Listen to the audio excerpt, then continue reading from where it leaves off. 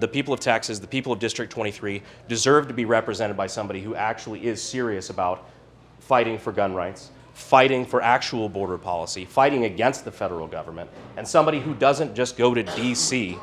for the purpose of making friends and shaking hands, but somebody who's throwing elbows for the constituents of their district. What's going on, guys? I'm back to remembering I have a B channel again. So when I first said that I was going to run for Congress, I said I was going to use the B channel as kind of a way to show a lot of the behind the scenes of what all that entails, kind of what that looks like from my perspective, to kind of show you, what I'm doing. That and what the process of running for Congress looks like. So right now we're on the road for our first big district tour. Now, we've done some events and things and gone to some meetings around Bexar County and Medina County, which is, around San Antonio where I live. But District 23 is a huge district. There's a lot of remote towns out kind of in West Texas that are also, constituents of District 23. So we want to go talk to those people too. So we're going to be going for about 6 days in little towns all throughout the district. So that being said, let's light this candle.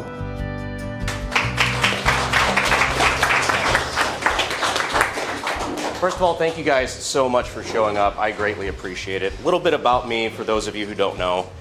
My name's Brandon Herrera. I live here in District 23, and I run a firearm manufacturing company right here in the district. Unfortunately, that is one of the areas that Tony Gonzalez has been very weak on, is the Second Amendment specifically. Tony Gonzalez, instead of actually supporting his oath to support the Second Amendment and the Constitution, rolled on it with the Bipartisan Safer Communities Act, which funded unconstitutional red flag laws. One of the big things that's important here in District 23, I'm sure you guys are familiar with, is the border crisis, the migrant crisis. That's something that Tony, in early 2020, when he first was running, was very strong on. He had a very good sounding platform, said he was going to be very strong on border security. He likes to get on Fox News, he likes to talk to Elon Musk, he likes to pretend that he's a strong border guy, but we all see what's actually happening in the district, and he's not helping us. He's not fighting for it. But he is very, very passionate about Ukraine's border. There's definitely, we can't spare a few $1 billion for a wall on our border, but we can spend $116 billion that he voted for to go to Ukraine. I'm not a politician. I'm new to this. I'd never wanted to be a politician. But when you see somebody somebody who is your elected representative doing such a bad job and voting against the issues that Texans actually care about and against Texan values, yeah, it was enough that I decided I needed to step up and do something. And, I appreciate all of your support. The grassroots support is what's really just driving this train, because we don't have access to the big DC money. We don't have the massive super PACs, the shady special interests, but we do have you guys, and I appreciate that.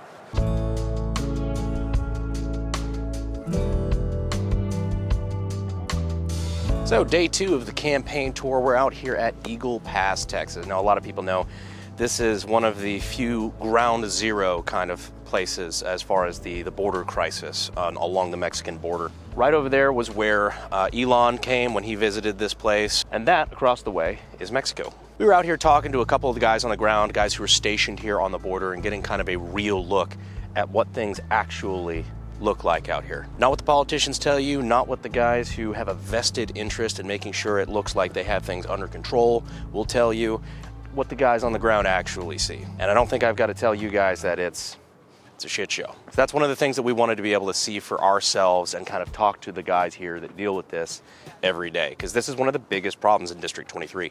District 23, the district I'm running in, has the biggest border with Mexico, shared border with Mexico, of any other district in the country. It's huge, and it's a real problem here. So that's why we wanted to make sure to spend a lot of time here in Eagle Pass and talk to the guys who are actually here on the ground and listen firsthand as to what they have to deal with on a daily basis and what they need to be able to do their jobs. At the end of the day, you can't even begin to solve a problem if you don't understand it. And you can't understand it if you don't come here and see it. Interesting update. Since we recorded that footage, Shelby Park has actually become kind of ground zero for a fight about the border between the federal government and the state of Texas. Texas Governor Greg Abbott basically told the Biden administration, if you're not going to enforce border policy, I'm just going to activate the Texas National Guard and do it myself. Now, there are 25 congressmen who represent the state of Texas. 24 of them signed a letter of support for what Greg Abbott was doing on the border. Can you guess the only one who didn't sign that letter? Yeah, it was Tony Gonzalez, the man that I'm trying to replace. I would have signed the letter, but hey. Just thought that was a relevant update considering when this is coming out. So anyway, back to the road. Over the last couple of days and over the next few days, I've been spending a lot of time listening to people in the district and listening to your stories, and I'm hearing a lot of the same themes. How you voted for Tony because he was going to be your guy, represent Texas values, represent constitutional values, and like me, you were let down with the bipartisan Safer Communities Act, which sounds nice, but really just funded unconstitutional red flag laws and tried to take the right to own a firearm away from people who are 18 to 21, even if they're in the military and actively serving their country. We've been hearing a lot of talk about, obviously, the migrant crisis, and unfortunately, Tony also violated his campaign promises there and fought against Republicans like Chip Roy, Texas Republicans, who are actively trying to solve the migrant crisis and close down our border. It's a lot of these votes that make me think that he doesn't represent us. I know he doesn't represent me, and I figured we've got a really good chance together of being able to knock him out.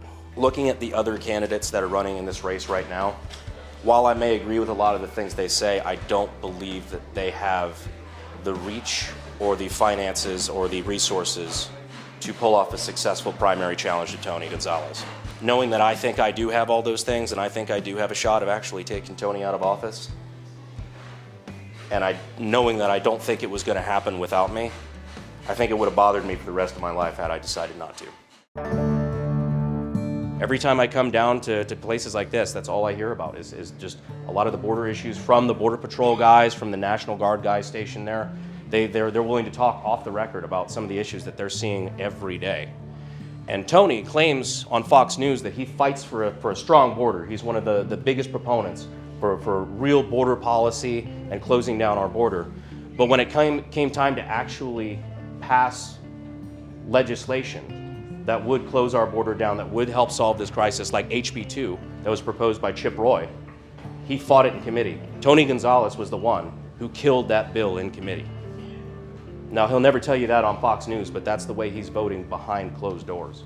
I mean, one of the other votes he made was he voted for a $400 million vaccine tracking database. So the more I've explored this guy's record and the more I just started watching his votes, the more I realized that he's just not a good Republican. And that's why I thought somebody needed to step up and actually give him the primary fight of his life. Because unfortunately, the way he's voting tells me that he's voting like he knows he's the incumbent and he's going to be the guy next time around. I think a lot of politicians actually vote that way, and I think that's one of the biggest problems in our political system right now. The people of Texas, the people of District 23, deserve to be represented by somebody who actually is serious about fighting for gun rights, fighting for actual border policy, fighting against the federal government, and somebody who doesn't just go to D.C.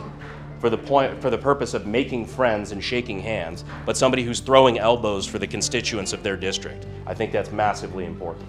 So that's kind of a look at what the campaign trail has been like so far. It's been really cool getting to travel all over West Texas and meet hundreds of people and listen to their stories. Listen to all the ways, unfortunately, their current congressmen's let them down and what their priorities are and things that we need to fix. And while politics was still, of course, never my intention from the start to get into, and it's not something that I think is glamorous or anything, but it's now more apparent to me than ever why somebody needs to come into this position and replace Tony Gonzalez with somebody who will actually do their job. So thank you to everybody who made it out to the events. We're going to be doing more up until March 5th. We're really just going to be hammering it out on the road pretty much every day. We have an event list here. So those are the things that we currently have on the schedule up until March 5th. So if you are a registered voter in Texas, in District 23, which is again, west side of San Antonio all the way out to El Paso. For one, feel free to come out to one of these events, hear me speak, grab a bumper sticker or a yard sign, something like that. But two, I'm counting on having your vote on March 5th. I think the writing's on the wall.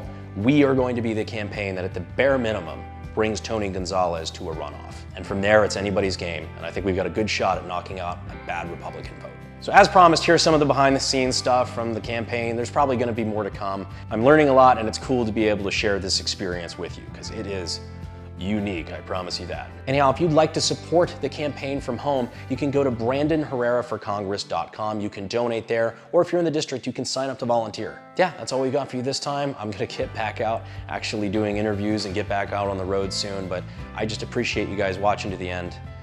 I'll see you guys next time. Remember, we have a B channel. Thanks.